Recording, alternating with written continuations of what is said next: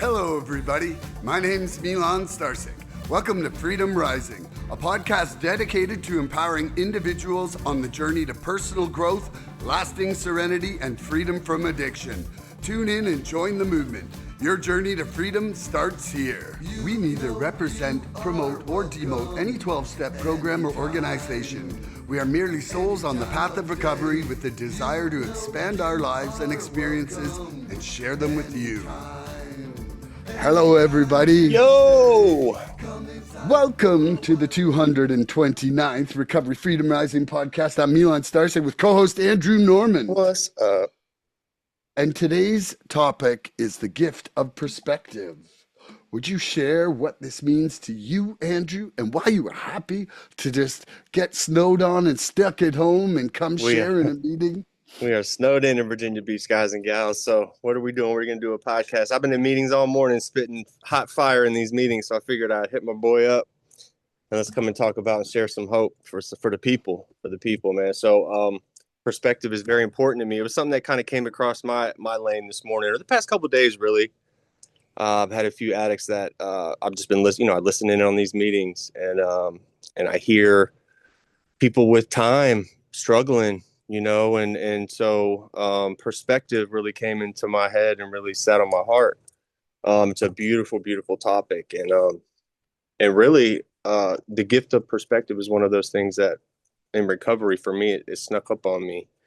I didn't realize how blind I was until I really could finally see, Milan, until I could finally pull those blinders off and see what the hell was in front of me.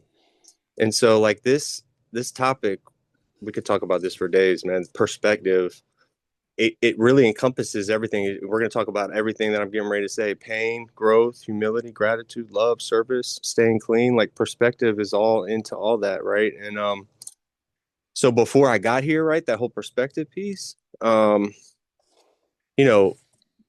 not knowledge. I'll say that right now. It's not knowledge. It's not intelligence. For me today, it's spiritual vision, which I had none of that when I got here. I used to be just so distorted, right? My perspective was so distorted before I got here.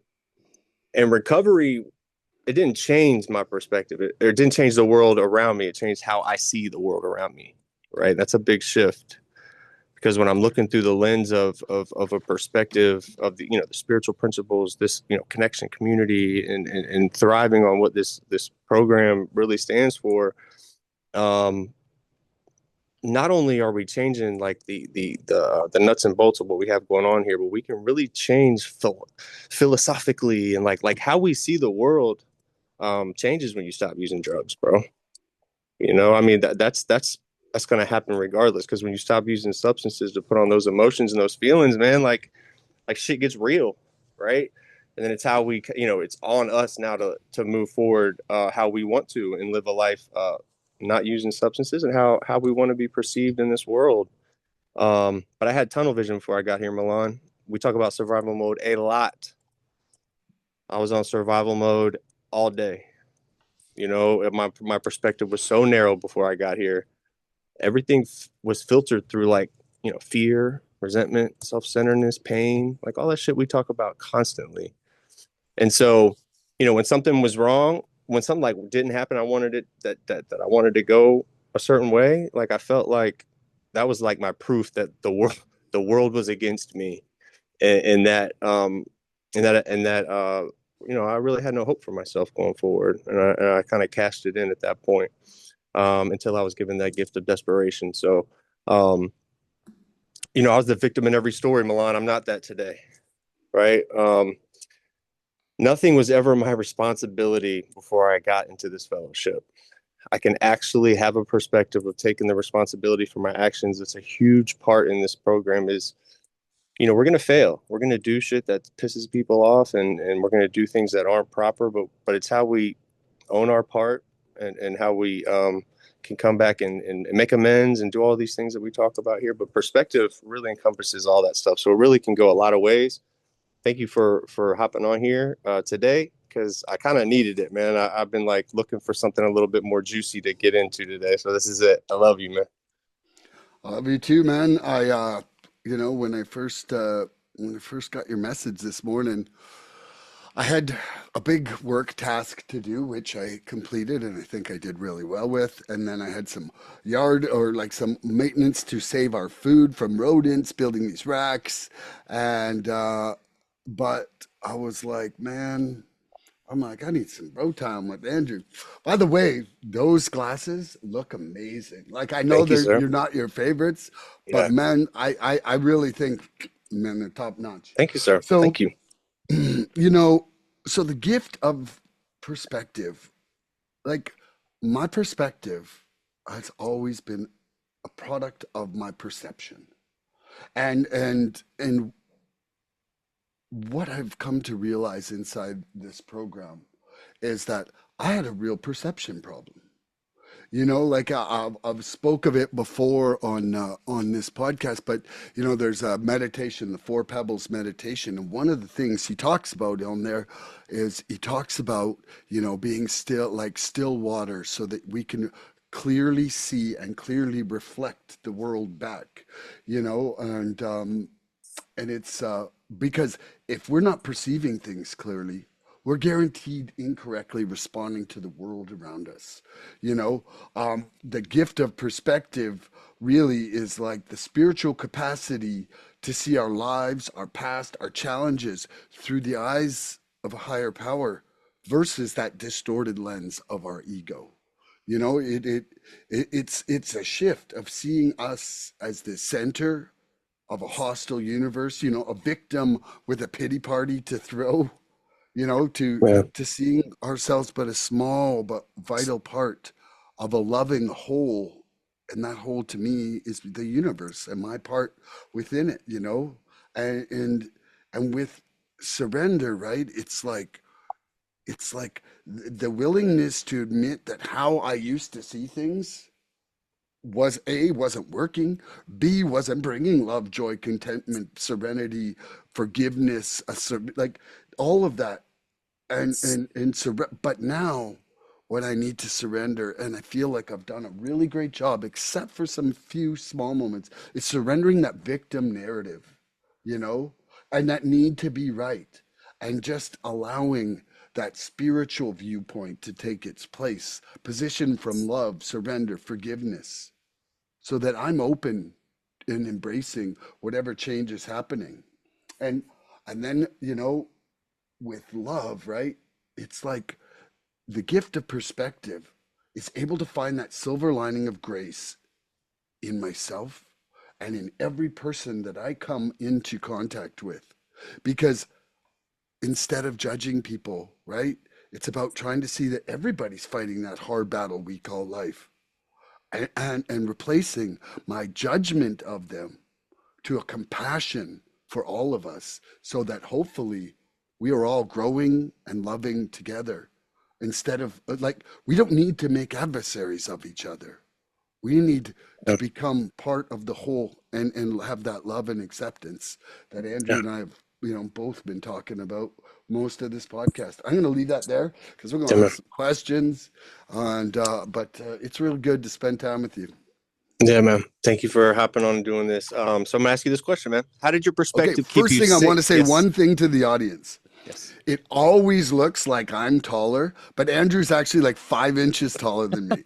Like every podcast, I'm like, he's so sneaky. He doesn't let anybody know he's I just don't let like nobody know. he's actually 5 inches taller than me. Yeah, I'm 6'4". I could dunk a basketball, guys and gals, with two Yeah. hands. So, yeah, it's fun. It's fun, man. And that's a perspective change, Yeah.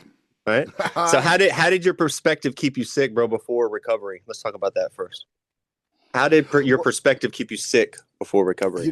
so first of all, my perspective didn't have an understanding, like I didn't have an understanding that there could be joy in being clean and sober. I didn't have an example of it. And so my perspective was that either I was at the party, part of the party with the substance, or I was going to destined to be lonely and unhappy.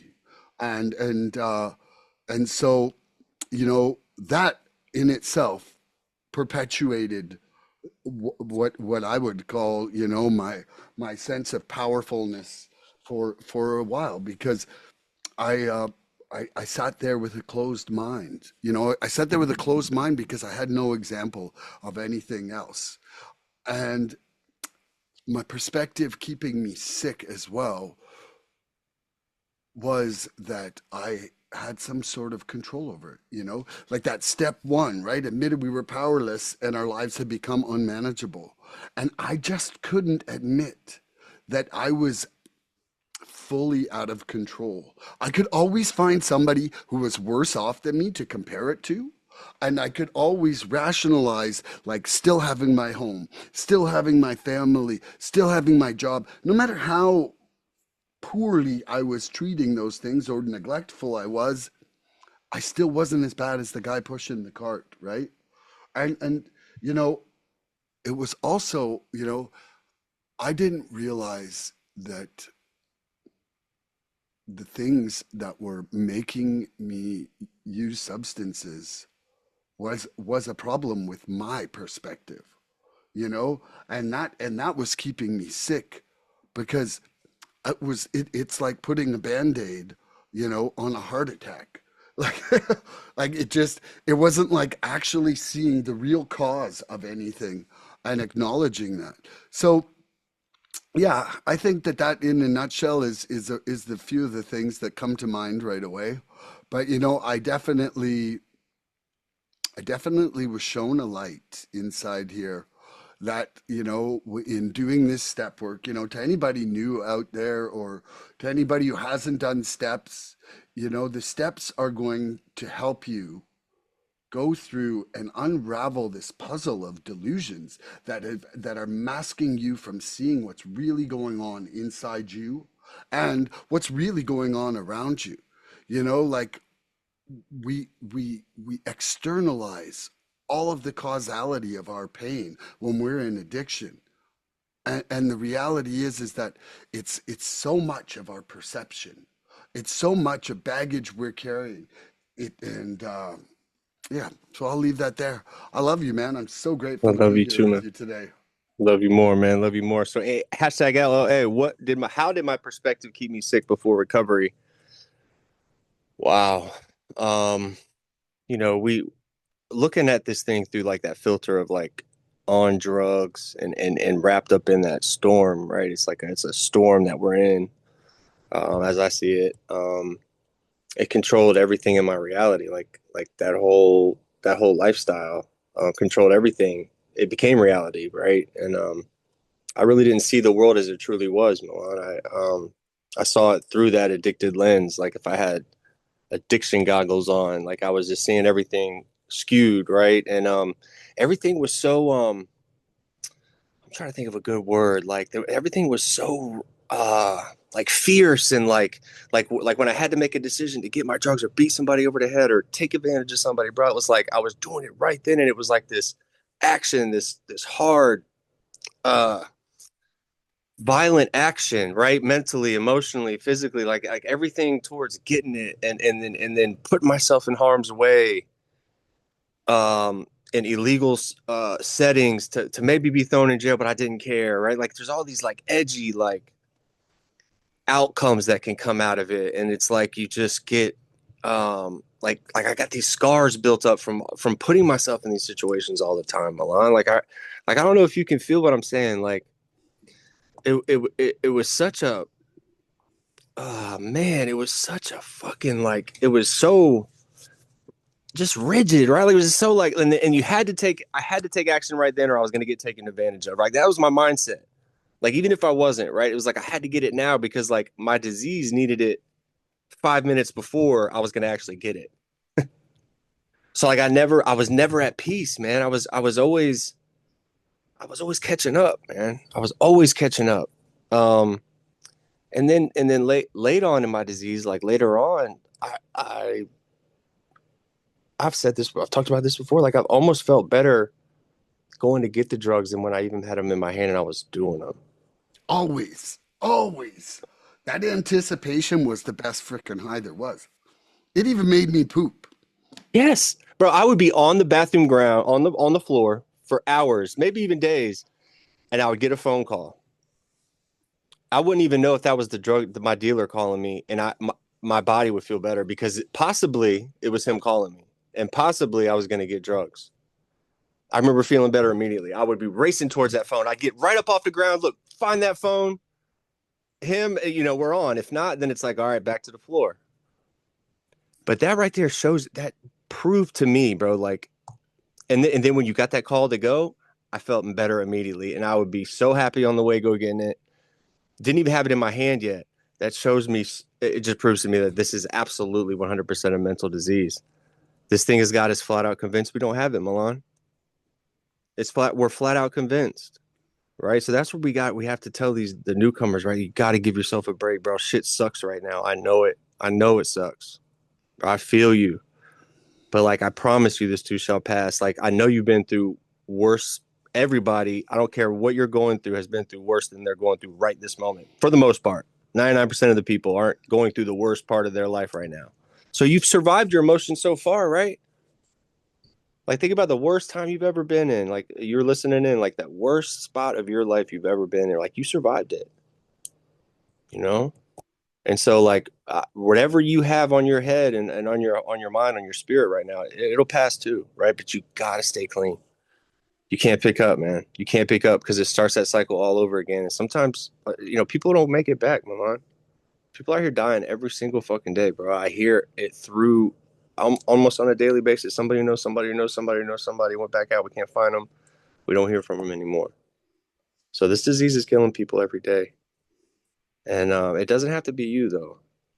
You know what I mean? Like you don't have to be one of those statistics, right? Like empower yourself to do something a little different than you've been doing. But fuck, man. I was confused. I used to confuse feelings with facts too. Uh, my feelings were facts, right? And feelings are not facts. We're gonna have feelings. We're gonna have a lot of feelings throughout the day. We're gonna run the gamut of feelings, but like where my freedom comes in today, Milan, is where I can put that pause between the feeling and the action. I have that. There's that pause break in between there. That's that pause that like allows me to stay out of jail, stay alive, not use anymore, be a loving person. Like there's all these things happen in a microcosm of like 5 seconds, 5 to 10 seconds during that pause, and that's freedom for me, man. The gift of choosing how I'm going to react in that spot is freedom for me, and that's what this program has given me. It's given me a process, right? I have a process, and like I don't attribute everything I've gotten in this world like to the program, but if I did not have this program, bro, I wouldn't have any of it. You know what I mean? I hear people coming in these rooms all the time talking about like, oh, this program didn't give me nothing. Like I did everything on my own. Like, well, yeah, if you wouldn't have this program, bro, you would not have anything. I know that for a fact. I've been hearing that a lot lately too. It kind of drives me crazy, man. I just want to like shake these people, man. There's a guy that's got almost 10 years clean and he just comes in and he rapes and pillages himself, man. And it fucking hurts me. Love the dude. Love the dude, man. But like, oh man, 10 years clean and you're talking about how like NA hadn't done shit for you? Come on, man. Come on, bro. You got 10 years clean, man.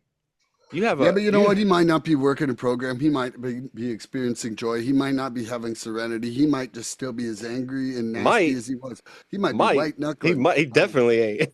He definitely ain't. But I love that dude, man. I pray for that guy every day. You know, I see him in a lot of meetings. Makes a lot of meetings, and it'll work out for him, man. I just wish him better, more serenity, man. You know, he deserves that. I'm done. I love you. So I just wanted to say, my first sponsor always said, feelings are real, but the facts they're based upon may not be. Yeah, yeah. And don't get fooled. Don't get And my fooled by because of an improper perspective, right? and my feelings will not kill me, but my actions will. Right. Yeah. So, yep.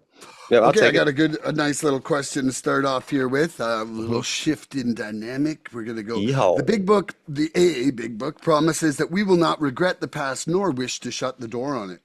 Can you lovingly surrender old regrets and see how the darkest moments you have actually have given you the perspective needed to help somebody today? Yeah. Absolutely. Absolutely. I love that you don't surrender, man. It's my ultimate superpower in this thing. Um, and seeing and hearing y'all for a long time before I was able to really open my mouth helped me have that confidence to be able to do that too. To actually grow and use my past as not like a prison, but like as my teacher. My past is my teacher. I can use my past experiences and fails and all that stuff, and try to use it as a teaching guide going forward for myself and anybody else who might ask for my help. And I used to try to have to. I thought I had to be a perfect person. I thought I had to mold myself into this perfect human before I went out of this world, and that's not the case, right? The more edges I have, the more beautiful I am, right? I've told, right? Like our diversity is our strength, right? And everybody has something to offer this world. I don't care where you think your story is, or if you don't think you have anything to share, like please share that. Please share that, because that's what we want to hear. That's what we need to hear. People with a lot of time come in here and to hear that message, to hear those things so that they can do what you just asked me, right? Using other people's experiences, being able to surrender and learn from other people's mistakes, right? And I used to think I was bigger and badder than that, right? I used to think that like I was more special, so I can still act this way or act the way you did, and I'm not going to get the same circumstances or the same outcomes. And that's wasn't the case, man. It wasn't the case. I'm not special. I'm not unique, Milan. I'm not unique, right? Like a lot of us think that we're the only ones that are like this, bro. It's not that. It's not that way. There's a lot of people out here just like you, going through shit that's way worse than you could even imagine, and they're doing it clean, and they talk about it, and that's what gives me strength. You know what I mean? And I thought I was like uniquely broken. I thought that there was no way to put me back together, and I have this right now: terminally different. Terminally unique. Terminally Yep, unique. terminally unique and fatal cool, terminally hip and fatal cool, or something they say in one of the literature pieces. But I was just mad that like my disease didn't take me out, so I didn't even want to be here anymore at all. So, um, my shame turned into identification. I was so shameful, right? And that over time, keep coming back and not using, staying clean. After I thought out a little bit, I could turn that into some kind of identification, because that's what we're doing here, man. We're trying to identify and not complicate out. And so my shame turned into that identification that I ultimately needed to be like, all right, I can do this. I can do this. And so that's where I can flip the script, right? That isolation piece turned into connection for me, Milan. That's a big shift, and recovery fuck has taught me that I don't have to react every time. you know no is an answer. It's a complete answer.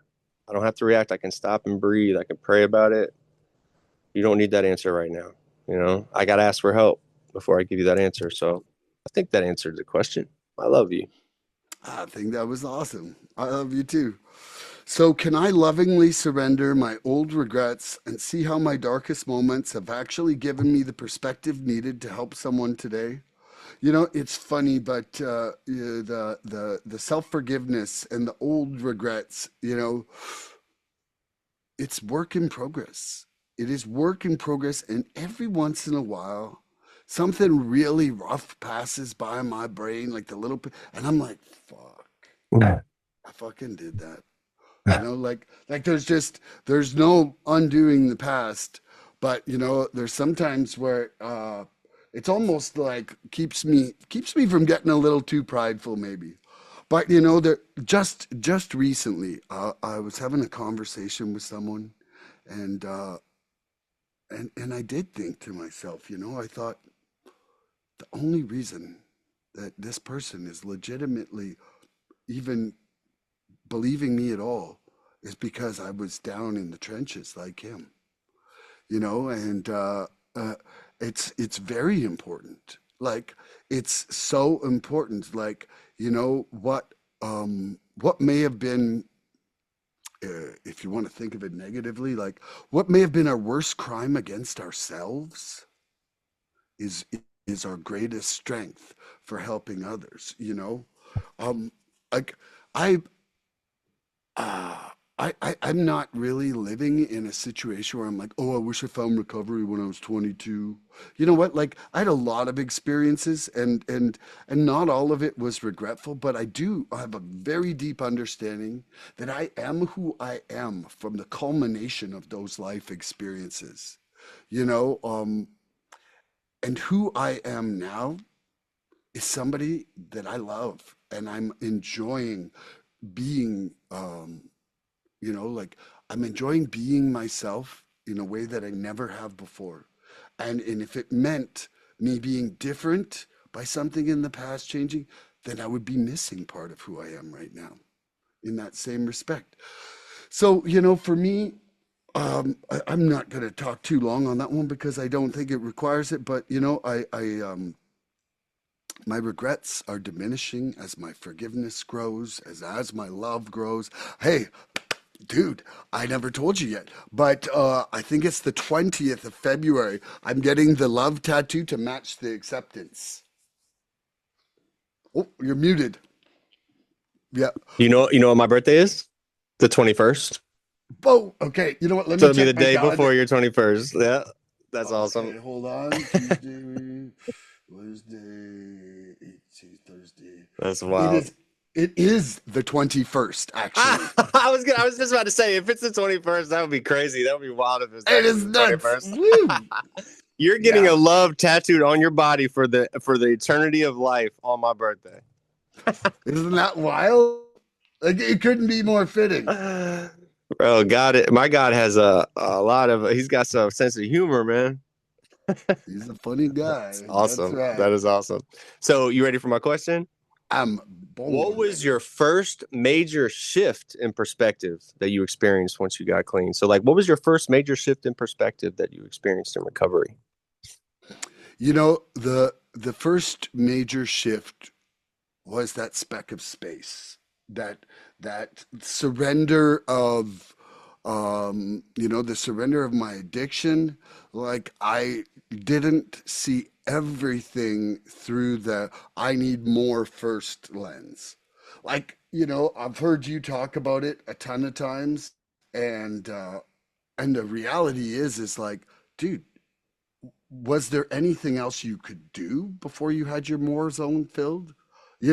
Like it wasn't. It was get up and figure out the more, and then you could move on if you were not too sick to move on like that. But so for me, it was like now, okay, now boom, now that more's gone. So now everything isn't necessarily coming from a place of this desperate need. Like, it's Yeah, one of the funny things. It's like that obsessive desperate need always put an edge on every single day. Like even if I had enough, I wasn't satisfied with it. no So peace of mind. No peace of mind, man. there was no peace of mind. So, like that first perspective was a speck of space and peace, and that has continued to flower over to my reactions, to my emotions, to my interactions, to my patience and kindness with other people. you know and it's just it's so amazing. It really is so amazing. It Like is. I can't even, anybody out there, I can never tell you how good it can be in recovery, but I hope that you can see how good it is for me. Yeah, yeah. That's beautiful, man. That's beautiful. I love you, man. So, what was the first major shift in perspective that I experienced in recovery? Hashtag LLA. I've hit on this a little bit, but like when I realized I wasn't alone and that I wasn't like uniquely broken, right? And I realized there was other people that were like me. It changed things for me. Um, Before I got here, I thought like my pain was different than y'all's. I thought that like, um, my pain was deeper or different somehow than everybody else's. I thought that like other people might struggle, but not the way I did, right? I thought there was no way someone could go through the shit that I've been through. Um, and that belief kept me like super isolated, Milan. It kept me super out there, not one to like adapt and like again identify in. Um, And I feel like the same things that worked for everybody else wouldn't work for me. And when I first started coming around, I didn't come in with any openness, or I wasn't open. I was closed off. I was super defensive. You know, when I listened, I was listening for differences. I wasn't listening to for similarities. And I would scan the rooms, bro, to like figure out why shouldn't be there. You know, and that's just me still being sick. You know, but then something happened. You know, that kind of cracked open for me, right? They talked about fear. You know, I hear a lot of people talking about that fear and that shame and all that control, all that obsession and self destruction. I mean, you name it, heard it all, right? And I remember the first time like I couldn't argue with it, and I'm like, bro, they're throwing this shit out there, so there has to be something behind what they're doing, you know, because they wouldn't keep doing it. Like there's no reason to just keep doing something if you're not getting some relief or some kind of um, something out of this, right? And so again, I didn't want to die, right? So I'm like, fuck, I'm gonna try to adhere. But I remember when it shifted where I couldn't really argue with these people anymore. I couldn't argue. I couldn't find the differences anymore because they were so glaring that everything like my last name is Addict. You know what I mean? Like I can't change that. I can't change that. I've come out now and I'm like, you know, I've done that courageous act we talk about a lot in here where I've said those words, man. I'm a drug addict. Like I'm an addict. And so I can't undo those words. And and so once I did that, you know, yeah, it hurt. Like it's tough. And that's again, I say this a lot. Like that's probably one of the toughest things. I used drugs for a period of time there at the end just to not be able to have to say that to my family and to say that to people. Cause I still was going out like I'm not gonna be like that person. Oh, there's people on TV or whatever like you see. I'm not gonna be that person, but I was. You know, I was. And but when that perspective changes from like I'm different to like I belong. And I think that was somewhere right around 90 days. I think that's a really hairy time for everybody. It's like you're either going to piss or get off the pot at 90 to 100 days. That's why they say do a 90 and 90. Like the rest is going to work itself out. You're either going to go back to the streets or you're going to sign up, right? And get some work done, get some actually some skin in game, order some books. You know, in 90 days, that's when you get online and start ordering all the other books other than the basic text. You know, there's about 6 other ones. Living Clean, How You Live Clean for the Rest of Your Life, right? It's the most beautiful book in the world for me. And but I remember when that perspective changed for me, Milan, where I'm like, I'm different to like I absolutely belong here. And then it went to like I can actually I can pour back to this thing. Because I was starting to feel good. Right? 90, 100 days you start to feel good. That's when shit starts changing, man. That perspective, talk about perspective. Let's talk about like cold hard cash here. Let's talk about like the colors change. Right? The food changes. Like things taste different. Soda tastes different, right? Like when people give you hugs, embraces, things feel different naturally, right? Which is like what our bodies were born to do is to love and to feel things as they come, right? As they come, like naturally. We're not coming down off something. We're not going up on something. We're just right where we're supposed to be today, just for right now. You know, it's about perspective, man. Come on, gotta stop using. That'll shift the perspective right there, and that's when we gotta like really surround ourselves with people. That's where like you know the Milans in my life, right? Like that's where the rest of this thing fills into place for me, and like I get colored in, right? If like I'm like a picture that kids coloring, right? Like my people are coloring the rest of that picture for me, so that I can be okay, you know. And yeah, bro, I still slip up, bro, and I still act a fool. I still act a fool. It's usually not like 2 other people directly. It's usually by myself or like in my car or like something. But I can catch myself, and as long as I don't do it to somebody else, hurt somebody, right? And like hinder somebody else from doing what they have to do today, I'm still doing okay, right? And because I have these rooms, I have this fellowship, I have my Milans of the word. I can call them and I can talk about what I just went through because I get relief out of that. I get relief from sharing it with another addict, right? They say the therapeutic value. Bro, I could call my doctor right now and not get in is what I'm getting out of Milan right now. And I couldn't get my doctor on the phone right now to save my life on a Sunday. You know what I mean? So like, I have lots of Milans in my world, not just like Milan. He's special, but I'm talking, I have a lot of connections that I have strictly, they have like before Christ, after death. And when I got out of treatment, I have like an after death phone list. And that's the only one I use today, right? Like the other one, I don't even know where that is. I don't care. And people, places, and things, bro, got to change them. You got to change those things. And that 90-90 is so important. So you talk about perspective. You want some perspective, do that 90-90 that you hear everybody talking about in all these meetings. And then again, if you want to make that conscious decision to go back to the streets, again, they're only getting bigger and badder with more shit that I can't even put my finger on, right? So I love you and I love this program, and I love this podcast, bro. This is what we do. I love you, man. We talk about our problems. We don't use drugs, man. We commune with each other and we talk about like why we're squirrely today. Right. And that gets us, that's our dope today, is us doing that with each other and making sure that we're all going to stay okay just for today. So I love you, man. I love I'm you done. too, brother. Okay, so we often obsess over small problems until they block out the sun. Can you Yep. set the intention to zoom out today, surrendering your narrow focus on the minor irritation so that you can love the big picture of freedom? Yeah, man. That's a great one. That's a great one.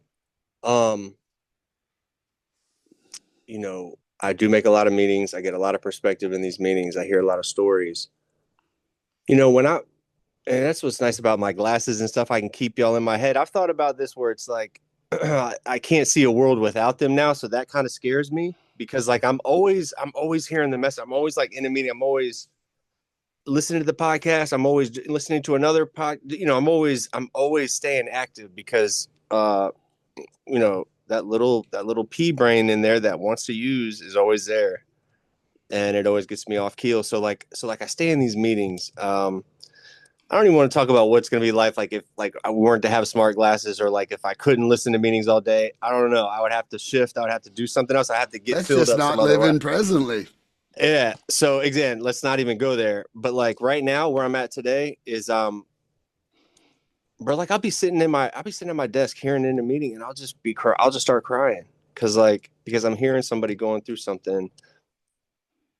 Um, and bro, it allows my heart to connect with theirs, bro. Like my literal heart is in the atmosphere, like connecting with that person. I feel like then when you're sharing something like that pulls people in, that pulls people to it, like I feel like that person knows it too. I feel like God is like aligns all these feelings together because when they're sharing, like our hearts connecting. Like I love to I think to believe that way. Like everything's connected, right? We're all moving together. This whole world is moving right now. The leaves are moving, like everything's moving, and I feel like when things happen and things connect, and there's feelings that happen, and there's just something again bigger than us going on, and it really has allowed me to take the focus off of like my own issues and things that I think are like big problems during the day, which is absolute nothing sauce in the grand scheme of things.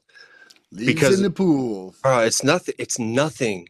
But I'm like pissed off at like where this lady sitting at, like because I wanted to sit there at the desk at the new office, right? Like she was sitting at my desk. I'm like all pissed off, like ready to burn the shit down, right? Because I'm just an addict, bro. But this lady's been there like 30 years. She works there like 1 or 2 days a week, and I had to move from. We're in a new office. I told you we're brand new digs, right? Like there's a lot of shit going on, a lot of moving parts. But it was like the first day in this office, and she wanted to kick me out of my fucking seat already, like first day.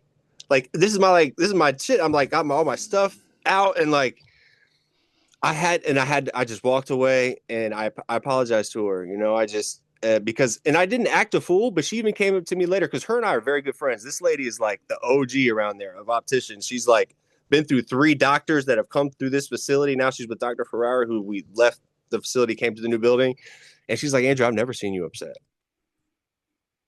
And And it was and I knew I was getting upset in the moment, and there was like patience around too. And I was just like, you really like, I'm the one that gets like, shit on the shit end of the deal. And it could have been, and I was entitled, right? I felt entitled. I felt, cause I feel like I'm the best around there, and I am, but whatever. It's cool. It's cool. Then now look, these are like the glasses I have on my face. I sell these, bitch. These are $800. This is an $800 pair of Gucci's without my prescription in them. Just the glass, just the frame, right? I sell them constantly, and I just have a way to do it. I just know how to do it, and I'm just really good. I could sell a ketchup popsicle to a lady with like white gloves. Like if you come there looking for glasses, I'm gonna find you the exact pair you want. And so I just felt like I needed my seat, you know. And but she absolutely is, has way more pull, and is just like, I should have respected her. She's older. Like I love that lady a lot. I love her a lot, bro. Like she's one of my favorite people in the world, and I've gotten a lot of really beautiful conversations out of her and a lot of love to her and from her over the past like 4 years. So, I apologized to her. It felt good. It felt good. I felt like I was, I knew I was working a program.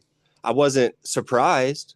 I was surprised I got upset as upset as I did in the setting that I was, but it happens. It happens. I had a bad morning. I was running a little bit late to see if somebody talks to me, Milan, right? Look, there's my procrastination turns into like, I get what I asked for, right? Because I talk about this all the time. I'll be a little late just to see if somebody talks to me, just to see who says something to me, right?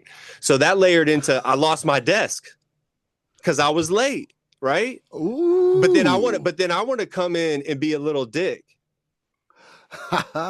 Even though everybody's sitting at a table, right? I work on time. I'm there a couple minutes late, and I want to be like, that's my desk, right? So here's where like, you're talking about perspective. So like I went from 0 to hero quick, and then I had to like just walk away, and then I'm like talking to myself. I prayed, I did a quick prayer, and I just went, man, like, what are you doing, bro? Why are you acting like this? For what? For what? To sit one seat over today? Like, because the old lady wanted to sit? Like, get the fuck out of here, man. Come on. So it all came full circle. And, it's through those times, though, Milan, I realized that, like, me and that lady are tighter today than we were if we would have even gone through that. Or if not even gone through that. Right? Mm-hmm. Would you agree? The fact that we were able to go through that. I didn't see your face and see, but I think... I don't know. I'd have to look into her eyes at the end of it. She did. It was great. It was but the fact is that, regardless of how she felt to begin with, she at least probably thinks he's a man who owns his feelings. Yeah. Yeah. She was like, and I think that's a good thing. She came right at me and said, Andrew, I've never seen you upset. Like, and not at me. I was like, bro, I'm sorry. I was sorry. So, and it wasn't really bad, but it was out of character for me. So, yeah. But here I go. I get what I asked for, bro. I've been talking about this for months. Still, look, we're in a new build. I'm still coming late. What the fuck is wrong with me? What the hell's wrong with me, dude? So here we go. I got to work on it. It is what it is. Do I want to go through that again tomorrow? And look, on top of that, new hours I got to be there at 8:30 instead of 11. So you're talking about being late. But I think it's going to take, because when I get in a routine of like that early routine, I'm usually like earlier, because it's like I get up early, and then it's like I'm not like 10:30. Hey, I really don't have nothing to do. I'm like getting busy. So that's where my mind goes, is like I should be able to hang tight on that. It starts tomorrow though. So pray for me. Plan on some early bed tonight. Mm-hmm. Yeah. I'm done. Okay. That was really fucking hilarious. I loved it. Can I set the intention to zoom out today, surrendering my narrow focus on a minor irritation so that I can love the big picture of my freedom? It's funny because quite often if something's happening and I start acting... Do you just drop down? You just get shorter? I just moved the screen because it was cutting off my hair. Get shorter? I mean, don't get shorter. I'll get up taller. Yeah. Whoa. Look at, he's big, tall Andrew. Could you reach that on the shelf for me? It's opposite day. Oh, it's opposite day. Oh, okay. Right. Sorry, man. I had to do that. I thought you were trying to do it. I love it. Interrupt you. It's all right. I often think to myself, I'm like, big picture, does this matter? big, like it's something I say to myself. Yeah. I'll be out walking, doing something. I'm like, big picture, does this matter? And 5 years, is it going to matter? In 5 years, is it going to matter? yeah, like if that is a phrase for me that how like man, I'm sitting there with people, and we might be offering on like a $2 million house, right? I've seen it come down to $3,000 where the seller won't come down and they won't go up. And I look at them and I say to them, I'm like, in 5 years, will you remember the house you didn't get? Or will you remember $3,000? Mm, mm. I'm like, because if there's a chance that this is the house that you'll be upset about, I'm like, $3,000 isn't even 1.5% of your price, man. Nothing, bro. It's crazy. It's crazy to Yeah. think about. It's the biggest decision of their life. Biggest decision of their I know, life. but Three I've thousand seen dollars. things like that get hung up about nothing, and so but it's a perspective that I also throw to myself, and like I ultimately now when I'm doing like my inventories and I'm step 10 in myself, right? It's like it doesn't matter if it's a little thing or a big thing. It's like, am I being loving? Am I being loving here? And then I start scrolling through patience, kindness, record of wrongs, listening, seeking to understand, like, am I, and all of a sudden, it's pretty easy to see where I'm not being loving. And so then that, that's one of the things the two-way prayer has been an amazing blessing for me in, is that it makes me everything. Yeah. And in Yeah. big picture, I was born and bred to worry about small stuff. Like I was just like, whoa, here we go. Let's look at something from a very small perspective. And quite frankly, Like I, this. I don't have to stand there. I don't have to stand there. I don't have to stand there, and I don't have to have a microscope. I don't have to have a microscope to identify when I'm fucking thinking stupid. Surrender that shit. Surrender. Yeah, it is. Absolutely, it is. And so, yeah, I mean, right now, life is really good, man. It's been a really amazing week, work wise, time with my wife wise, survival wise, So you did a relationships. podcast earlier this week. I saw that. I watched it. I did a really cool one yesterday. Anybody who's listening to this and hasn't listened, there's a really cool guy, Wes, and he's part of the People Lived Experience Society in Kelowna, and he Nice. helps reintegrate addicts and trauma victims into the workforce. And this man is Oh, not an addict himself. This is just a passion of helping people. wow. A Cool. beautiful guy, man. Beautiful Yeah, guy. And yeah. it's kind of a shorty. It's like, I think, a 55-minute podcast because, Nice. like it was kind of me asking him Yesterday? questions. Yesterday? I'll Yesterday. check it out. I'm Yeah. gonna check it out. I'm gonna check it out. Yeah. It was a really good one. And it was one of my friends, Emilio, turned me on to him. But it was really neat. It was a real learning experience. And I think he enjoyed the type of questions that, we bring to the table because he's not in the program. But Had you to seen the think of, podcast? Had you seen the podcast before? I don't even think he had. That's Nope. awesome. That's But awesome. like, like to be asking questions of like, where's the surrender, the love, the forgiveness or whatever, like in what he's doing with these people. I think Yeah, it made him really kind of do some motivation checking of himself. that's And, cool. That's cool. I enjoyed it. He was a really sweet guy. Really sweet guy. And It's it awesome, was man. just like a little breakfast thing yesterday. A little breakfast nook, huh? I Yeah. like it. I like it. Okie dokie. You got another question? I got many of them. So, how has perspective helped you stay clean during those real tough times, man? You know, what I'm going to say right off the bat is that I do not forget where I came from at the end of this. At the end of my active addiction, I do not forget the hell of that perspective, the hell of that situation. And when I think that, my emotional sobriety is something that, like what we have is a daily reprieve contingent on the maintenance of our spiritual condition. And my spiritual condition involves me connecting to the universe, but it also involves me a certain buoyancy in my emotional sobriety. And Mhm. when I look as a perspective of like, is this little thing worth me going back to hell? Not a chance. Not a chance, is Yeah. it? Yeah. Is this is like would or another perspective to flip side that is, would using be worth losing the life I have built in recovery? And no, it No. never would be. Like Mm. the scales of balance are so far like in each of those two circumstances, like I live a Life or death. life. Life or I death, live man. a life of contentment and joy and serenity. I you know I I'm a bit of a hummingbird. Serenity is something I get glimpses of, okay? But it doesn't mean that my day wasn't great. It just means that my day is like a series of freaking things that happen at light speed for most other people. Yeah. Like my wife we were having a campfire last night with some friends in the program who came down. Dude, beautiful fire. I've had so much fun sitting in front of a flame and being hypnotized. Fires But are great. like she's literally telling them, like, he vibrates on his side of the bed. She's like, he literally just is like, and I do. Some days she's like, could you stop shaking? And I'm like, nope. I literally vibrate.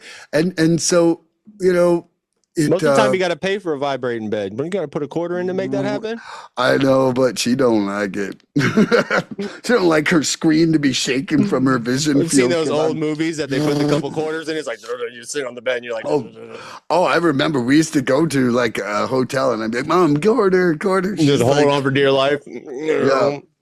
Yeah, they were funny. It was like girls didn't have vibrators back then. The whole bed had to do it. Those are, those are outside issues, Milan. Outside Yeah, issues. absolutely. So So yeah, funny. I think I think that's it for me on that one. I'm asking myself this question now, Milan. So how Yep. has perspective helped me stay clean during hard times? Wow. It's been one of the strongest it's been a protection for me as I think about it. It's been a protection device for me in recovery during those hard times because it gives me, and I've talked about this a little bit earlier, it's that space. It gives me space between what I feel and what I do, which is very important, and that's freedom for me. That's where freedom lies for me, is that space in between making that action that's going to put me in trouble and get me somewhere where I don't want to be and I can't get myself out of. You know what I mean? Like that's ultimately, I don't want to be in a place I can't get myself out of. And before recovery, difficulty meant danger, danger, danger, warning, whoop whoop, danger. Right? Like it was just like warning signs, warning bells, warning sirens in my head. And pain meant pain was like I needed immediate relief from that pain. It was just like when the pain happened, I would do something about it. And that's where like the drugs come in hard, bro. Because like it's not like you use drugs and then they just go out of your system. Like that shit stays in your body, and then you got to use more. And if you're an addict, you know exactly what I'm talking about. It's that slow roll in. And today, right, this word perspective allows me to pause, um, recognize that discomfort, and recognize that discomfort, bro. It doesn't mean that I have to. It doesn't require destruction today. That's again where freedom lies for me today. That pause have saved my life more times than I can count, Milan. That pause, that simple pause. What does pause stand for? Pray and use step 11. I did a lot of that yesterday or the other day. It was not yesterday. It was, yeah. Yeah, it was yesterday. Yep. Had to do that yesterday, And so when hard times come, as they always do, Milan, bro, life ain't going nowhere. I can't manipulate what God has going on here. I'm not going to manipulate the world turning. Mm-mm. I thought I did. I thought like when I would make shit happen, like the world just stopped moving for a little bit to make me to where I can get what I needed to get done. That's how stupid I was, how wild I was. And we still are going to feel fear. We're going to feel frustration. I'm going to be sad. I'm going to be an angry dude sometimes, right? Like I was yesterday. But the difference, Milan, is today that I don't have to believe that those feelings are permanent or powerful enough to make me do anything, to make any actions on that. Again, that's where freedom lies for me today. I'm not going to go to jail over my thoughts. My feelings aren't going to hurt me. My feelings will not take me out of this world, but my actions will. And they were doing that shit for a long time. They were taking me out. I thought I was doing it. I'm just hurting all the loved ones that love me still. People are loving me still, man, through that shit. People loving me up, you know.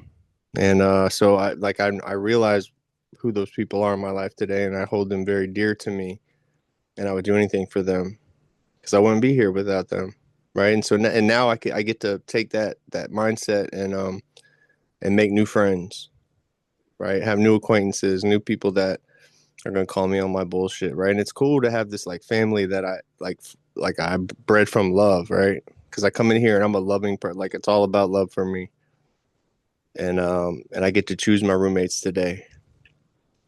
I get to choose my family born from love. Like I get to choose who I have in my family today, and this family that I have built um, is so strong, so much stronger than any family that I was born into. Where I love my mother, like certain people in my family are my everything, right? And I will go to the ends of the earth for those people.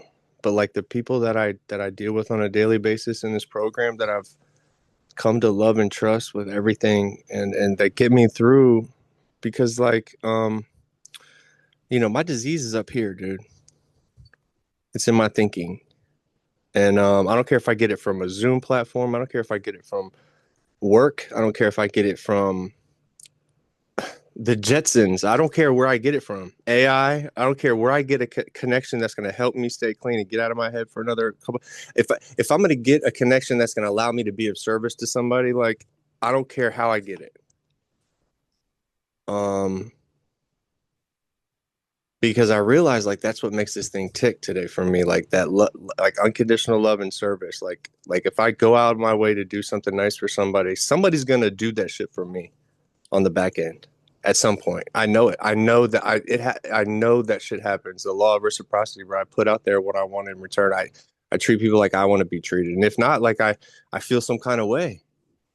Beautiful, it's so beautiful today, bro. I used to fly through those feelings, man. Like I don't care if I'm hurting your feelings. I don't give a shit. Old lady, man, move out of my desk. Right? Before that, right? I wouldn't even have a job because I would have blown up the shit, and then I would have gotten in a fight with my boss lady. Like it just went from one thing to the next. So I'm like, well, I don't want to be here anyways. And so I have a whole new perspective. Like that whole like perspective change has allowed me to keep a job for 4 years since I've been clean, the same job, so that I can go get a job in Louisville really soon. Like You get a good reference though. yeah, for sure, right? I have stuck in there through the toughest of times for that that's my piece of gold right there, is getting that reference for that doctor calls another doctor over there in Louisville and says, bro, we got the dude that we don't want to lose. And they'll pay me right, and I won't even have to really. It'll be a soft like, yeah, you got to interview me, but then they'll know they'll want me, get me on a Zoom meeting or something. Like they're not even gonna have to see me in person, I wouldn't think. But whatever, do what I got to do. Mm-hmm. But like, as soon as you meet me, I mean, I turn that shit on, man, and it's not forced, right? But like this recovery process, like I didn't have this mindset and shit before, right? Like I knew I was special in terms of like communication and certain things because people would point stuff out to me, and I was good in school and certain things. Just shit happens where you're good at certain shit, right? You're not good at certain things, right? We all have a purpose here. We all serve a role. Some of us are good at certain things, bringing a message. Some are good at like service. Like find out what you're good at, like and just throw your ass into it. And because like if you're doing shit that you're like that you don't like doing, for me, if I'm doing shit I don't like doing, it's stress. It's stressful. I don't want to be there. I'm looking for the clock. If I'm doing something I love, like I'm passionate about, like I love it, like it's passion. Like if I enjoy something, if I'm good at it, I'm not watching the clock. Right? It's a passion for me. Like so, if I can make myself strong or miserable, Milan. it's gonna. I'm lifting the same amount of weights to get there. Like I don't care how I'm getting there. I'm doing the same amount of activity to be miserable as fuck with no leg to stand on, or I can do that same amount of work and be a strong person doing the right things and have people that like want to look out for me and like help me when I'm down, because we're all going to be down, right? Like I might be sick and can't host my meeting. I got 10 people that would do it on a whim for me right now, would stop what they're doing to host that meeting for me right now because I do it for them, right? I try to put out there what like I'm going to want in return, like compassion for the next human being. Like that's how I try to really, that's my program. In a nutshell, right? It's all about that love, dude. That love and just remaining humble and being like in the middle, right? Like send the soldiers out there to lose their heads. Like if that's what they want to do, those 90 to 100 day wonders want to keep going out and testing the waters and like going out there for experimental purposes, like go ahead, man. It's not gonna be me, right? I don't encourage that. Like do not use. Just stay, man. You don't gotta go nowhere. We got 24-hour platforms. Go sleep in that bitch for a month until you get right. You know, I don't know. There's other things to do, man. Fuck drugs. I'm gonna put that out there right now. That's my new slogan. They suck, bro. And there's nothing good about it. I've never met anybody. I've never met anybody that said they put drugs on any situation and got better. Long term, short term, whatever. Yeah, you might felt better in the second, but you know, now you're watching your pockets. You're watching who's doing them, who's doing your like. It's nothing good. There's nothing good comes from it, man. You know. So I'm gonna ride with that. Fuck drugs, bro. I love you guys, man. I love you, I love you Milan. too. Okay, I got a good one here for you. Living Clean notes that challenges are spiritual growth opportunities. Can you lovingly ask for the perspective to see your current struggle as a classroom rather than a prison, surrendering your demand for an easy life and bringing gratitude into your lessons? That's one of my things is I take my I no longer allow the past to imprison me, right? My past was my prison. I was behind bars. I'm looking at my past and I'm sitting there behind bars, couldn't get out. So now this perspective change has allowed me to like literally step on the other side of those prison bars, and I'm there as like a visitor, and I'm sitting back on the other side, right, with my glass of water, spritzer, whatever I'm drinking, and I'm looking at that past, and I'm with my step work, right, my little book, I'm writing through the pen. We see the light, and I'm like, and I'm peeking in there, like in the back corner, like, oh, okay, like that's what you did, and you don't want to do that anymore. We don't want to do that anymore, right? So here's where I'm going through these questions that are gonna fundamentally change me, um, because mixing these questions, and you being rigorously honest. I see you over there, Hands McGee. Like we get our lives back, man. We get our lives back. We create new lives for ourselves, right? And so I can take that past, right, and I can just kind of keep it in, and I can look at it as a reference guide. It's my reference now. It's not I'm not enslaved. I use it as a reference guide. I go in there and I pick things out of that. And then, so like when I act like I did yesterday, let's keep it to like present times. I've acted like that a lot. And again, I've gone way past that for less situations. So my head, all in one fell swoop, just kind of went through the whole cycle of, hey, been here before, bro. Um, you're starting to get there again, right? You're getting close. And then I was able to really just back away, understand my situation. I knew what setting I was in. You know, I'm in a new office. There's patients around. I've got this lady who I respect and love very much. Like I was able to, that was that space in between like my thoughts and my actions, man. That's that freedom for me today. I was able to keep my job yesterday. Like I think about it in other terms. Like I would have blown out for no reason. Like I was really pissed off just because I was coming into it pissed and I was late. Right, my own problems. I guess I'm talking about this. I keep realizing how ridiculous I am, and I was yesterday. And so again, I'm working a program. It's freedom, right? I've got perspective on it. I come in and talk about perspective today because I was an asshole yesterday, right? And I didn't overreact. It's addicts are going to go through times like I went through yesterday, numerous times throughout the day, every single day, comes in and cut you off. Well, that dude's been cutting people off all day. And he's gonna leave you and go cut 18 other people off. You're gonna let him bother you enough where like you're gonna let it take you out of your whole day. You're gonna let it, like ruin your day because you were the 17th person he cut off in the day out of the 35 he cut off all day. That's perspective for me, man. I don't know. I used to really get bogged down from that shit, and I don't anymore. I don't. It's not even. It's not. I don't like carry that shit around anymore. You know, yeah, I think about it, or if I act away, yeah, but I'm not that person today. And I showed it yesterday, you know? So I'm kind of proud of myself. Like, I'm kind of not because I was late and all that shit, but on the back end, I'm super proud of myself. You know, I made up for the front end of it. And then I worked my ass off, and I did a couple things that like the boss lady, and then I talked to her, I apologized to her. It was a really good day yesterday. You know, turned out to be a shit show in the beginning, and it turned out to be a really, really good day. But that's how I can live clean. I can live spiritually. I can live, and do all that shit without using too. Right? That's another important thing. I can do all that shit without putting a drug in my body, or leaving work, having to go to the bar. I used to have to do that every day, just to like get the buffer zone to like maybe I had enough drugs, like I would stop at the bar because it was just, you know, drinking was all involved anyways. And I don't know why I'm getting so damn personal today. I love you. I love you too. I'm done. That's good. I'm good. Okay, You know? can I lovingly ask for the perspective to see my current struggle as a classroom rather than a prison, surrendering my demand for an easy life and bringing gratitude into the lessons?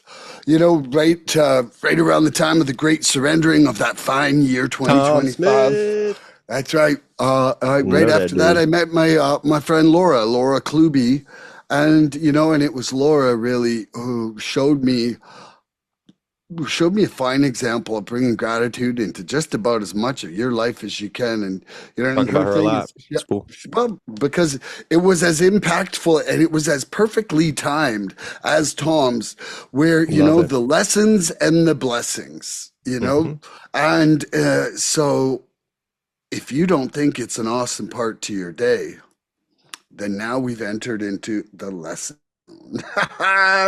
and, and, uh, and, you know, like it's amazing that the choice to see it as a struggle is literally a choice, whether consciously or unconsciously, that we make. You know, like talk Yeah. about the gift of perspective. Like 2.5 years ago, I couldn't even see that. I Yeah. could not even see that. Now, you know, like sometimes I might have to step away, but you know, um, it's like I look back on my life and I'm not dwelling there, but I'm looking back and seeing how I misinterpreted lessons that I overlooked from my past. And I continue to learn from them now. You know, like I'm like, oh, that was a missed opportunity for that. Because I may have just learned a lesson in that circumstance today, because I've got a different perspective, I can actually get the lesson. And Yeah, and man. it, but one other thing that happens is that when you start to identify things as their lessons, you start looking for your motivation, your preference, what things can lead to. And then what I'm finding for myself is I'm building a library of potential lessons that I'm seeing. You know, like one of the things that I was saying earlier, talking about holding things up to love, right? You know, and so I now know in a large number of circumstances where I'm not being loving, like when am I not keeping a record of wrongs? I never walked around a year ago saying record of wrongs. I am a broken record of wrongs right now. And that's okay. Because you know what? I'm going to take that record. I'm going to scratch it. I'll be like, witchy, witchy, witchy. I got some love. Witchy, witchy, witchy. Acceptance from above. A witchy, witchy, witchy. That's right. We're ready. But we got forgiveness. In the house, we surrender forgiveness. Let it roll. That's right. And so, yeah, you know, That was fun. for me, it just, life is like a complete 180 on it. And I don't have to wait 3 years like I used to see some lessons from Mhm. things, you Yeah. know? Like I might not get it right at the first kick in the belly, but I'm gonna probably get it today, Yeah. Yeah. you know? And it's You're pretty gonna get it. amazing. And like I just can't say that how amazing it is having such a different life. You know what I want to know though? What practices help you maintain healthy perspective today, Milan? Tell us about that. What practices help you with that? Okay, gratitude. Gratitude probably the number one. Gratitude probably the number one because, you know, um, it's funny because I do a gratitude list with a few different groups of people, and I do mine first thing in the morning. I Early do mine boy. first thing in the morning, and the reason I do mine Too first early. it's all right. But you know what? When I wake up, it is the quickest way for me to Eat it up. Yeah, not have eat it up. paperwork from Yeah, my man. day.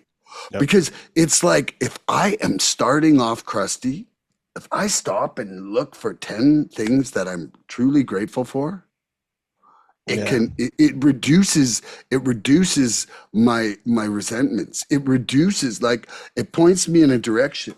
And then Changes your perspective. it changes my perspective right away. Mm-hmm. Bang.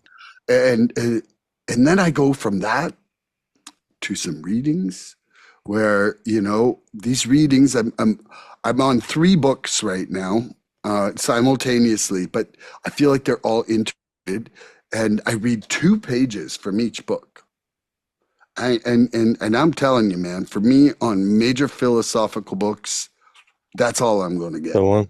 Yeah, Like, that's cool. and then boom, I go into my two-way prayer. Ooh. Well, first of all, I look back at so I read that First Corinthians 13 before I go into it, because I want to bring the You read shine that of every light. day? You read that every day? Out loud, even. I read it Okay. out loud because I Okay. like to hear it, Are y'all and listening to not this, just people? it. I hope y'all are listening. And then what I do is I go through and I read yesterday's two-way prayer, and I'm like, almost like a little step 10, like, how'd I do, Milan? And I'm like, okay, I That's kept a little part of the record two-way along. two-way prayer process, isn't it? Going back and revisiting the day before because you're trying to see where you're at. Isn't that part of the process from what I'm hearing? Some say do it, some do, some don't. But for me, I do it religiously, and the reason that I do it is because I want to see, like, I can forget today what I even wrote yesterday, Yeah, especially because the whole me too. process of the two-way prayer is very stream of consciousness. So Yeah, it's not like I'm sitting there trying to make lyrics to a song or something. So yeah. then I go from that into the two-way prayer, and right away, it's like I'm aiming my day at something, like, how can I love more completely today? What can I let go of today? How can I be of more service? What Keeps you can I do? focused. What can I do? What can I do for those around me today? Like, Yeah. these are the questions that I ask. And when I do that, my perspective has changed immediately to a principled day, or like, a day of service, like a day, like, where I have it's like, in page 68 of that 12 by 12, where Bill W. corrects himself, and he talks about, us having progress towards perfection. It's like I now have somewhere shining to look at in the Yeah. day that I Yeah. want to be, you Yeah. know? And then another thing that changes my perspective is, like, I'm like the hunting dog. I got to be worn out. I go out walking and Sheep herding exercising. dog. You're a sheep herding dog. You just Yeah, running around like in sheep. I need to get tired. I need to get Stimulation. tired in order for my thoughts to get clear. Yeah. And so, Yeah. and then lastly, I'll say is, either time with my sponsor, my sponsees. Like, I've got 4 active sponsees right now, and it is um, it is doing nothing but bringing love and joy into my heart on such a regular basis. I just love these guys, and that's all I got. Bro, one of your sponsors comes to, our 3 p.m. like almost every day now. He's just been coming in, and he's a really beautiful person, man. I love that dude a lot. He's so amazing, man. He's a I know who beautiful you're man. talking about. And man, I just love and appreciate him being in my life. It's been such a gift having him as He's a just an sponsor. honest, like just a breath of fresh air every time he comes in. He's always polite. He's just such a beautiful human. Yep. Love that dude. So yeah, and he's been getting real honest lately, just about his past and stuff like that. It's been really beautiful, man. It's really brought me to tears. My heart's been really connecting with his lately. So you can He's let him know going that. deep, man, and he's starting to feel the benefits of it. Yep. Yeah, he talks about how he does his gratitude list real early every morning with his He, sponsor. I beat him by 2 seconds today. I He literally clicked send and just like his came I after. think I was like, hosting. I think I was hosting the other day. I host on Fridays. I was hosting the other day, and he said he was talking. He had referenced doing the sponsor, and he goes, "And Andrew knows him really well." He just said, and he said that because and most everybody knows, I do the podcast and stuff. It's kind of funny. Yeah, It's cool, man. Love that guy. So I'm asking you, right? you're asking you. I just did answered it. You kind of quickly pulled your question right into my last response. What did I say? What practices help you maintain? Yeah, that's right. Yeah, What yeah. practices help me maintain a healthy But you made it almost perspective seem today? like it You wasn't see, a question. I tricked myself. I tricked I know. myself. I know. Wow, that's crazy. Mind blown. All right, mind blown emoji. So, all right, hashtag LLA. This is my answer. Healthy perspective doesn't come out of nowhere, right? Like we got to do a little work here. For me, this is the most dangerous spectator sport in the world, Milan. I'm not just going to sit back here and think that I'm going to be Mario Andretti in 2 weeks if I just sit back here and just watch people talk about their problems, right, and share their experience, strength, and hope. Like that's a good start, but I got to apply myself. So it doesn't come from like how long I've been clean, right? Clean time does not equal recovery. Bro, I'll shout that shit from a mountaintop. I know people who are 8 up, got decades clean, are 8 up. And you can't tell them you can't tell them that they are. You can't tell them nothing, but it's so clear to see, right? There's not a bunch of them laying around out there, but there's a few. And I love them, man. I pray for them. um, but it doesn't come from the clean time, bro. It comes from what I practice consistently, what I'm doing, right? What I'm talking about is my focus. When I'm focused is what I'm talking about. I become what I believe. You know what I mean? What I'm doing today is what I'm focused on. My words become my actions. Become impeccable with your words. Mean what you say. You know, that's what I live by. That's what I try to live by, right? I do my best, right? Because none of us are perfect. I'm not living by us. Like I don't follow these spiritual principles. All these spiritual principles we talk a big game up here. Neither one of us work spiritual principles consistently every day. We fail every day, all day. It's how we get through them. We talk about them. We get better, right? We get better through talking about them. No matter how big or small they are. But like us talking about being like a good perspective means that we're actively working towards a better perspective right now. In a different way, right? We're not in a meeting. We're in a different setting, but we're doing the same shit, if not more condensed. Like we're finding a way to recover, like and to stay active in our recovery and work a program to the best of our ability right now. And so I'm proud of us, man. I'm proud of you. Um, there's not many people that can do what we're doing here. Just like you hit me up, I hit you up, and then we're supposed to do it at 6, and then you're like, bro, let's do it, or let's do it now. And I'm like 20 minutes, and we're sitting on here chopping it up for 2 hours, an hour and a half about perspective. I was telling somebody about I'm getting ready to do a podcast about perspective. They're like, what are you gonna even talk about? I'm like, you talk about anything. They're like, we're like, what do you mean? And I'm like, you just don't get it. You just don't get it. Like this, though, they're not meant for this platform. Whatever. They're just not. That's not their thing. It's not their uh, it's not their character. They're not. They're just. That's not their thing, right? They'd rather be in a meeting, right? Maybe recover and maybe get called on because they didn't raise their hand or whatever. And this is exactly where they need to be at, right? If we were all in the same place in this ride, like we would be screwed. We would be screwed. If Milan and I were both in the exact same spot, we'd be sitting there bumping heads, not even talking to each other. Like just be over talking to each other every time. Just bump head, bump, bump, bump. What do you say? Bump. What do you bump? Did you say something? No, bump. So it's about learning to to like be a part of today, man. And like I want to be active with this world. I want to move with it. I want to like I don't want friction. I want less friction. Yes, I got to put less friction in there. I think about friction all the time, and then I think about how you called me Less Friction, and I love that name. It's so dope. Less friction. Because I don't like friction, bro. Like I drive a little faster, and He's got no addiction to friction. I got no addiction to friction. I got 99 problems, and friction is not one. So A friction addiction ain't one, man. oh man, so that's funny. Yeah, so I haven't even hit on the answer. Let's just run through the answer now. So regular meeting attendance, meetings are one of my practices. Like I'm staying meetings. I wear meetings out. I wore drugs out. I got to wear meetings out. I'm okay with that today. I no longer getting like, and here, I think I've said this on the podcast before, but it gets people when I say it in meetings, and I'll pop it in every once in a while. So today, my problem is I get in trouble in the bathroom for sharing in meetings. I've literally had people, like my boss lady, like knocking on the door, being like, "Why are you on the phone?" Like in a meeting, like, and got, a little hand slap, but it's like fun little shit. I'm on the phone, whatever. Instead of what I used to do was get fired because I was using drugs in the bathroom. Right. That's happened to me before. Right. So that's my life today. Is my problems that that I choose to have today are sharing some experience, strength, and hope with some newcomers in a meeting in the bathroom and getting like, this is like, what are you doing in the bathroom, Andrew? But I'm not doing drugs in the bathroom anymore today, man. And bro, that's a miracle.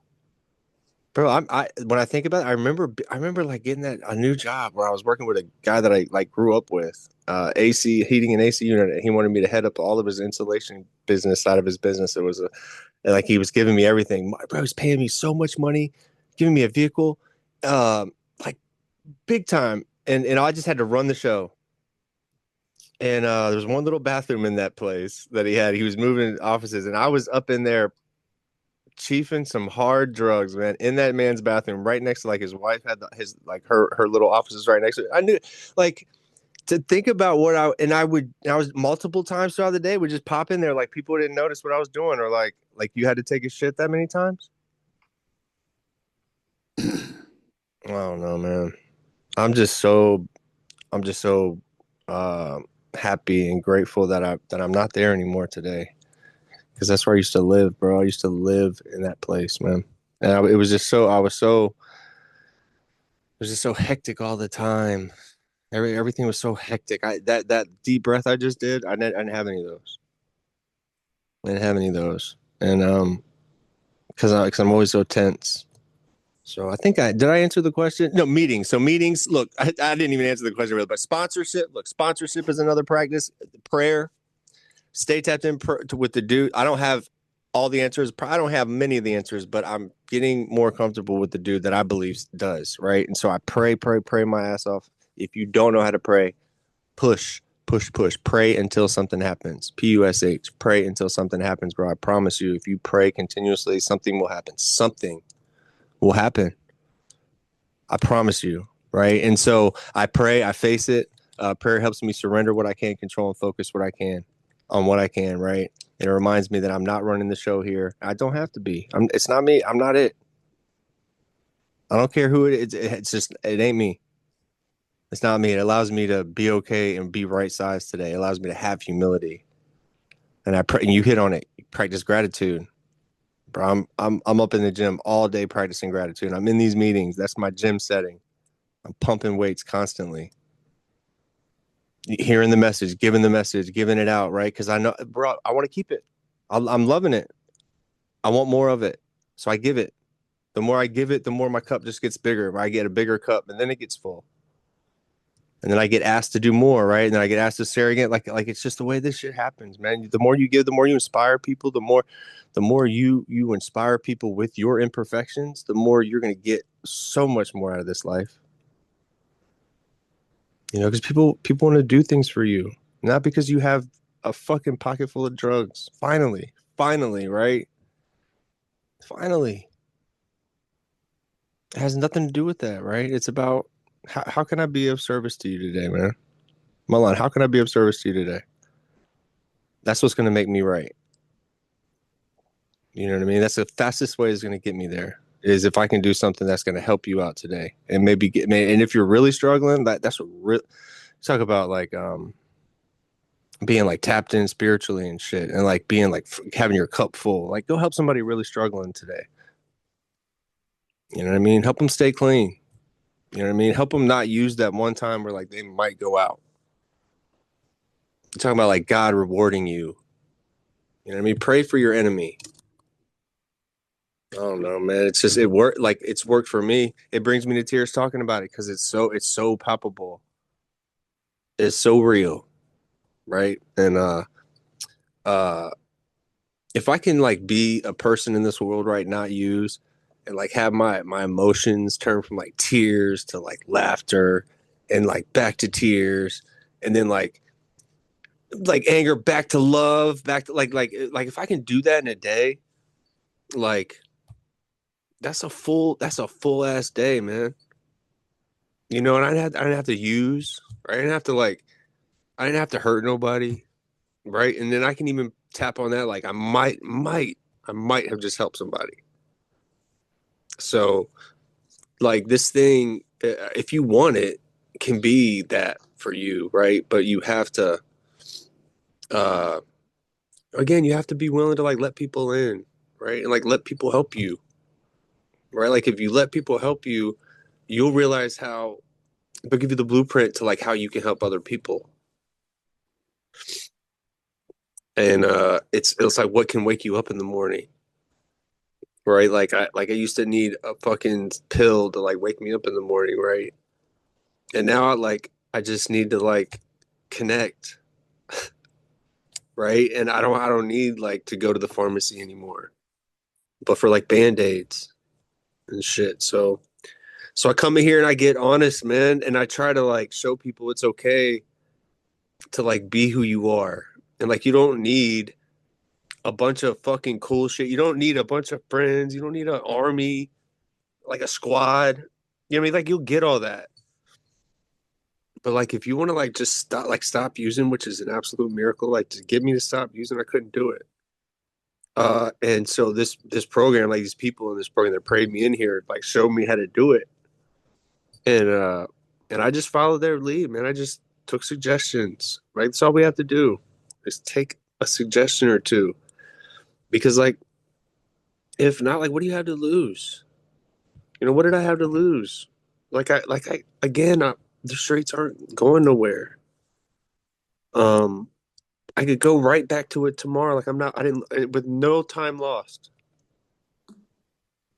So I got to make a choice, right? Every day I got to make a choice to pick that phone up and get on a meeting or go somewhere and do something for somebody instead of doing that. And that's the choice I make today. And I got to make that choice every day, right? And I gotta wake up and take a shower every day. Like yesterday's shower didn't keep me clean. All this fucking cliche shit. I love it. I love it because it keeps me clean today, right? And I love you, bro. And Mm, we do this thing together. mm. I've been doing it for alone for so long, bro. Like my alone, like all my best, like trying to do this thing alone, but like behind closed doors. But like I knew I was gonna be better. Like it didn't work. It got me here. So now I gotta like I gotta switch it up, man. I gotta switch it up. I gotta let people in, bro. Let people in. Love you. I'm done. Love you too. Okay, I got one last question here, Yep. and okay, I'm like flip flopping between two. Pick a number between one and two. 3, Okay, pick a number 2, between one 2, and two. Okay. 2. Okay, so here we go. We pray for knowledge of His will. Are you willing to surrender your personal vision for your life in exchange for the much larger, more loving perspective of your higher powers? Yeah. Yeah. I mean, I'm doing that shit right now, right? Um, I again, I know it's God's got me, man. Like I knew that before, right? I just had to like I had to clean up to be able to focus on like what I want to be and who I want to be, right? But like, you know, again, I've got to adapt like my life to the program, not think I'm gonna like use the program to help me make myself better. I gotta throw the towel in. I gotta like be all in. Um, because like staying clean must come first. Like if I want to stay connected to God and be able to like hear answers when I pray and get those honest answers in a natural spiritual way, like and be a better dude every day, like I'm doing, and build on this shit, then I've got to stay clean. I got to stay clean. If I have a hard time with that, the answers are in the books. I've never had an answer I couldn't answer, right? If I didn't answer a question and I had a problem with it, it's because I didn't have the willingness to do the work to get the answer. But the answers are there, man. You know, this literature is it's God's love letters to us, man, to addicts, right? Um, it's where I learned why I'm doing what I did, why I was doing what I did, and why now I can take responsibility for my actions going forward and be a better person, and I can change the way people see me. It's possible. It is possible. You know, um, you know, addicts do recover. I see it every day. I see it all day. I see some amazing fathers, mothers, sisters, brothers, going through wild shit every day. And it allows me to be grateful for like, God not putting that on me, or like, um, maybe I'm not in a position to be there, right? But I know like when something if whenever things happen that I can't feel like I can't handle, like I'm prepared, right? Like I've got some support. I know there's times when like people can't be there, like another person, in the middle of the night or whatever. But that's where you talk about like turning it over to God. I'm real comfortable with that. Um, there's nothing I've been able to. Yeah, that's right. Tell him, Chancho. There's nothing that I've like given over to him that he hasn't like taken and been like, bro, I got this. Like he, he can handle the load, right? Because I feel like I wouldn't be coming to him asking for help if he didn't put that on my table. He didn't allow me to be teachable in that moment, to ask for help, to pause, right? All the like these we've talked a lot about that pause between the thought and the action, which is freedom for me today. There's a lot of grace given in those moments by God. By God, I feel like nobody else is going to throw a thought into my head but God or myself, right? Love, unconditional love for another person in the moment, right? Which is God for me. And again, really, like I hear people fighting it. I hear people fighting this process, and I just pray that their eyes can be open to. And we talked the perspective thing, like change your perspective a little bit. Like like if something positive happens, like roll into it and try to stay on that wave. Don't try to like be different and come in and just to get a reaction and to see how people act to you. Like just flow in with the good feelings. There's no need to get a rise out of like your surroundings. There's no need to get a rise out of the room because you've always done it a certain way, this way, so for this long, right? Well, maybe that's a dick way to do it, you know. Like maybe try switching it up if you're not getting good results with groups or settings, or like we become members. So I'm an addict when I get here. I become a member when I become of service, and I want to. I start sponsor. I start helping people out. Start sharing that experience, strength, and hope. And I become a service member. I become a trusted service member of like a group or home group. And I'm just talking to hypotheticals here, trying to put a message out there. When I become a trusted servant of that group, I can't act the same way that I did when I wasn't a trusted servant of that group. Okay. I need to act a different way when I'm of service to a group. So if I'm just in the room, I can act like an asshole and do whatever, send messages to people. We're all adults here, right? like everything's group conscious, listen to what the meeting says and the guidelines, but like I can act a fool, and we have trusted servants that will step in and be like, hey man, what's going on? Like, why are you acting like that? This meeting setting is not for that. But when you become a trusted servant, you put some skin in the game with a group, and you have like commitments you're supposed to make, and you're like, even if just a co-host, just whatever, if you're helping somebody out, you cannot act the same way that you did if you were acting it like any kind of way off way. You can't be doing those same things as a trusted servant and then come back in and wonder why you can't be a trusted servant of a group, or like you're getting kicked out of groups. Well, I wonder why. Man, I've seen it a lot happen, and I'm like, I want to shake people because like they're just acting on that old addict behavior. They're not even really doing anything wrong. Like it is kind of like it's, you can call it predatory, whatever behavior. Like you just want to term it out, but like as a trusted servant, you have to act differently. You have to hold yourself to a higher standard at that point. That's just my message. Because like I've seen a few people that come in and out of here, and they're like wondering why they're not being accepted into groups. And it's not that they're not being accepted. It's just that we try to get them into service, and then they act the same way, doing things they're not supposed to, kind of especially during meeting settings as a trusted servant. And then they wonder why they get backed out of, and then they have to be like, bro, you can't do that. And then they want to talk about it and share about it in meetings, why like the system's broken and NA's not done nothing for me. Come on, man. Just stop acting like that. Your actions. So that's for I'll keep it on me. My actions. So that's where like early on I couldn't keep acting like that, Milan, or I'm gonna get the same shit that I've been getting going up until now. I'm not gonna be able to get in with any groups. Nobody's gonna like me. Like I'm always gonna be that dude if I act like that still. It's my message. I love you. I love you too. I got off on a tangent a little bit on that one. We pray for the knowledge of his will. Am I willing to surrender my personal vision for my life in exchange for the much larger, more loving perspective of my higher power? And that's it's been a real journey recently, because what my vision is now is to move towards these ideals of like the pureness of different principles.